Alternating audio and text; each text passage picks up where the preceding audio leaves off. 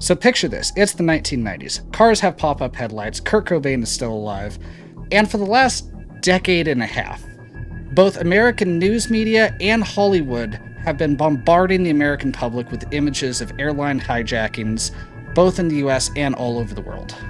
Now remember, this is prior to the September 11th attacks, so we don't yet have the overbearing, overarching TSA as we know it during the 2000s and on. However, that's not to say that Americans were necessarily on their own on airlines. You see, back during the 1960s, the American government did start up a program to start putting armed federal agents on aircraft to be able to defend American citizens from attacks. Now, Terminal, I can hear you say, isn't it risky to put an armed federal agent on a pressurized metal container flying at 30,000 feet with people packed into it like sardines? Well, yes, in theory it would be.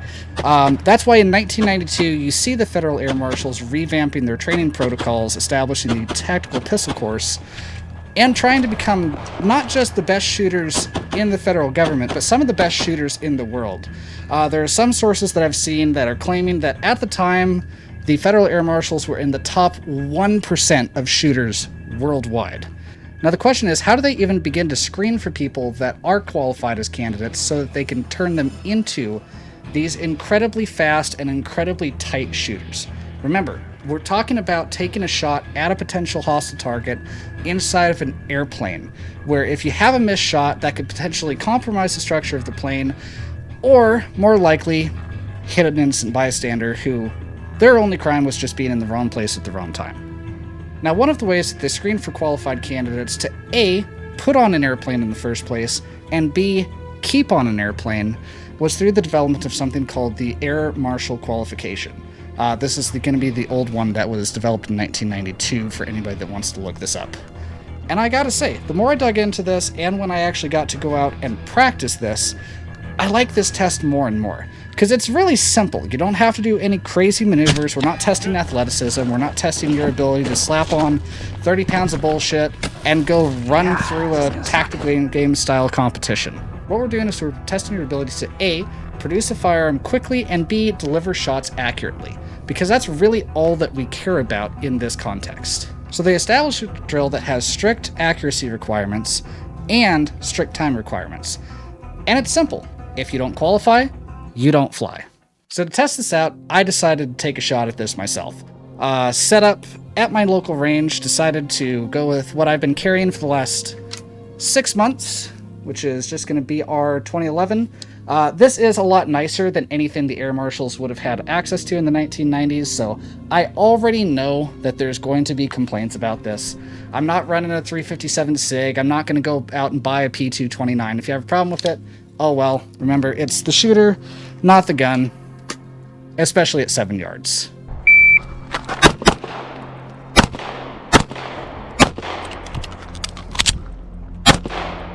Now for a quick breakdown on how this drill works. It's basically broken up into 7 stages. So stage 1 is going to be from concealment, drawing and firing a single round on a single target at 7 yards. And then we repeat this drill. Now your time for both iterations of this drill combined cannot exceed 3.3 seconds. The second drill is going to be a double tap from low ready. Again, we're doing 2 iterations of this drill, and the time for this cannot exceed 2.7 seconds. Following this up is going to be something that almost everybody is doing nowadays, which is a 6-round bill drill from the low ready. This is going to be delivered within 3 seconds. Single rendition on that one only. Follow-up, we're getting into our old Instagram 2016 gun tube favorites, the 1R1. From the low ready instead of the draw, single round, reload, engage again, 2 renditions, total time cannot exceed 6.5 seconds. Follow-up is going to be target transition, so from low ready, single shot, transition to another target, engage that next target with a single shot. 2 iterations, total time cannot exceed 3.3 seconds for that drill. Second is going to be kind of an El Presidente. We're going to be facing away from our threat, pivot 180 degrees, and engage each target with a single round. We're going to do this with 2 iterations. Total time cannot exceed 7 seconds. And for our final iteration, from a low ready, we're going to load a single round into the gun with an empty magazine, fire a single shot at our threat, go to slide lock, reload, drop to a knee, reload, and re-engage. 2 iterations, again, total time cannot exceed 8 seconds. So how did we do? Well, spoiler alert, didn't pass. As it stands right now, I am not in fact ready to be an Air Marshal in 1992. Remember, I'm not a great shooter, I'm barely even a good shooter. I'm still waiting on my USPSA classification to come in, but if I was to wager a guess, I'd say I'm probably a B-class shooter at best. Now, that still puts me well ahead of, Joe Blow that doesn't ever practice anything. But that's not the standard that we're holding ourselves to. Remember, we're wanting to be able to accurately, quickly, and effectively engage a threat that is actively harming other people.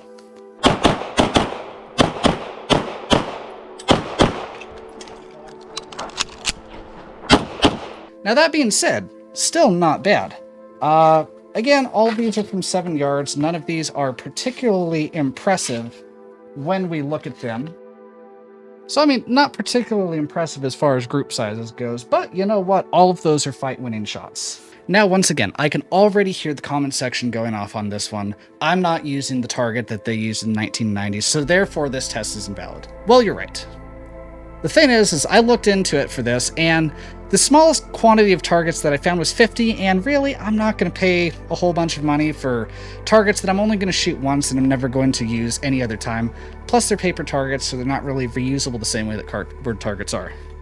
However, I did measure it out, and if you compare this against the old milk bottle targets that the FBI was using at the time, you'll find that the C-zone is about the same size and shape as the targets that they're using, and the A-zone is the closest approximation. So, for the sake of this test, all I said was, okay, anything A-zone, that's going to be our 5-point hits, and anything in the C-zone, that is going to count for 2 points. Now, this is less than USPSA scoring, so this is a little bit more punishing if you have any shots that are outside of the A-zone. Now, you'll find that I did miss out, indeed, on score for accuracy, but not by much. Out of 135 points needed to pass, I ended up with 123, which I could probably do better on a reshoot of this drill, and I am going to be reshooting this drill quite a bit in the future.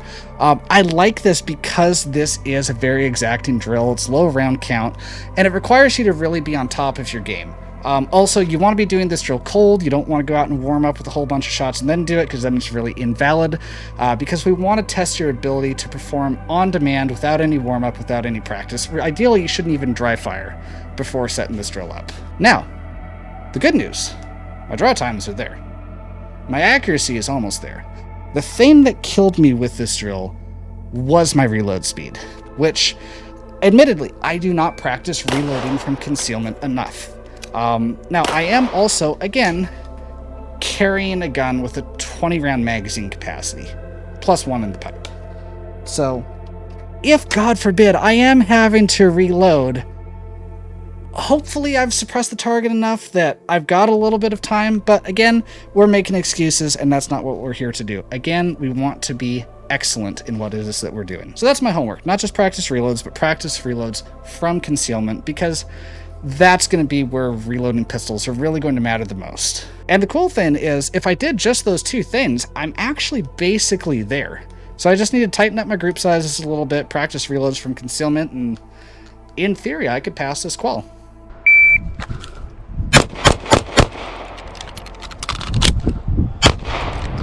Fuck.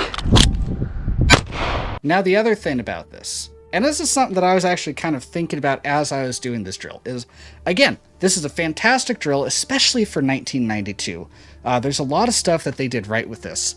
But one of the things that was bugging me is I did used to fly quite a bit back in my younger years.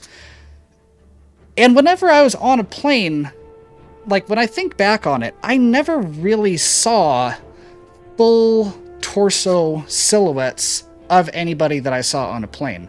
And if we look at this photo here, most of what you see is actually going to be heads, because anything else, you're either going through an innocent to get to vital organs here, or you're going to overpenetrate vital organs and hit somebody else. But a lot of these headshots are actually wide open.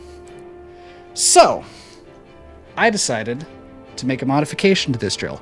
So what I did is this, is We changed the requirements. A, headshots only. Center mass is no longer good enough. Has to be a headshot. We're going to be using USPSA scoring because, again, hitting a headshot is pretty good, but ideally we want that A-box shot, right? And on top of that, putting no shoots right below the headline. This would simulate if we were to, think back to the Mile High mission in Modern Warfare.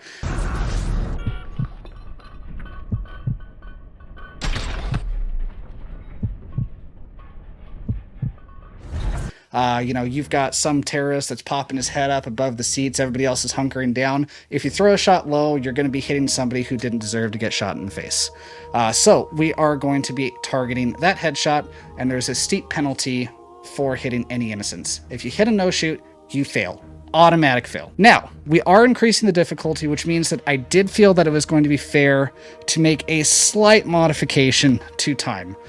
We still wanted to keep this concise, so I'm only going to be adding 20% to the original times provided. And even then, I'm thinking that I might have been pretty generous with that because, again, I'm not a particularly good shooter, and I wasn't struggling, I feel like, with a lot of those.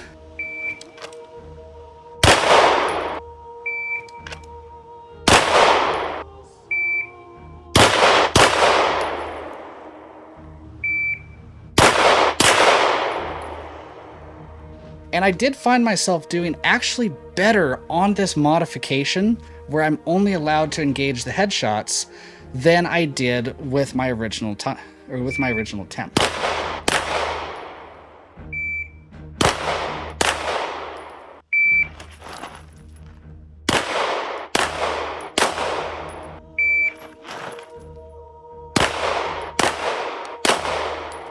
Now, once again, I failed this drill too. For a very comical reason. Well, okay, a couple of reasons, really. Drill 3, the bill drill. I've never practiced doing a bill drill on a head-sized target with a no-shoot right there. That was kind of brutal. I only ended up failing that by 0.03 of a second, though. So if I get just a little bit better, if I suck just a little bit less, I could pass that one too. So no excuses. Go out, train, get better.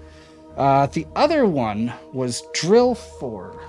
Where did I put that? The other one that I failed out was drill 4, the low ready 1R1. Now, this is due to me being a goober more than anything. Is I didn't read my own notes, and I was actually doing slide lock reloads instead of topping up reloads like you're allowed to do. So I was actually making it more difficult for myself. Now, if I didn't have to hit the slide lock, I probably still would have failed this drill, but I would have done a little bit better at least. So, once again, practice reloads from concealment, and tighten my groups up just a little bit, and I'd be there for score.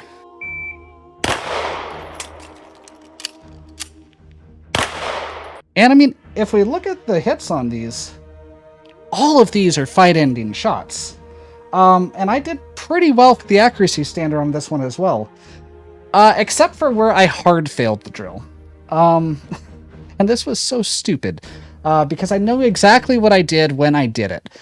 Long story short, is I was pushing way harder than I needed to when I was trying to do the slide lock kneeling reload. Ended up not getting a good grip on the gun, and... 1, 2, 3, 4, 5, 6, 7, 8, 9, 10, 11. Oh. Shanked around low. Yeah. So. Unfortunately, hard fail. But better that we're failing in training than failing in the real world. And again, for all of us that are watching this at home, this is absolutely a training drill. None of us are trying to pass qualification, become an air marshal. If you are, why are you watching my content? You have access to people that are way better instructors than I am, who should be teaching you to shoot better than I could ever hope to. Well, at least in theory. Fun fact about this is while I was doing research on this drill, I found out that not only did the air marshals come up with this incredibly demanding drill that requires you to be really polished, really know your stuff, and be highly accountable for your hard skills, they ended up dropping the drill in the early 2000s, because a lot of the people that they brought on after the September 11th terrorist attacks couldn't really pass it.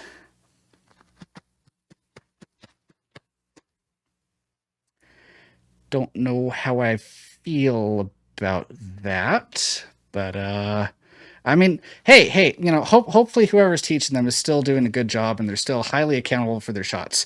Because remember, this is the American government we're talking about here. And never in the history of ever has the American government ever put people in positions that they shouldn't be, with access to hardware that they don't know how to handle or have any respect for. At the end of the day, I'm just a guy on the internet that found a shooting drill on the internet and thinks that this is a really good idea for concealed carriers to train with. It gives you a baseline to chase and then to maintain at a high level of proficiency on demand. And again, that's what this is all about. None of this mean anything if we are not actually going out and training.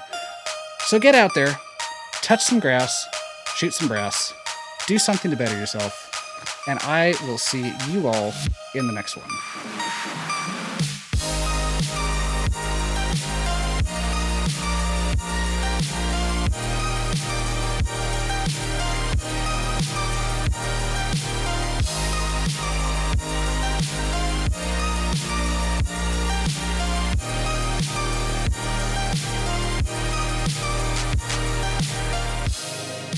How do I want to do this? How do I want to start this video? Okay. God. This is so weird, just riffing off the cuff like this instead of having like a pre-written script. God, I don't even know how to fucking do this. How the fuck do YouTubers make this so easy? Okay. We got this. Okay.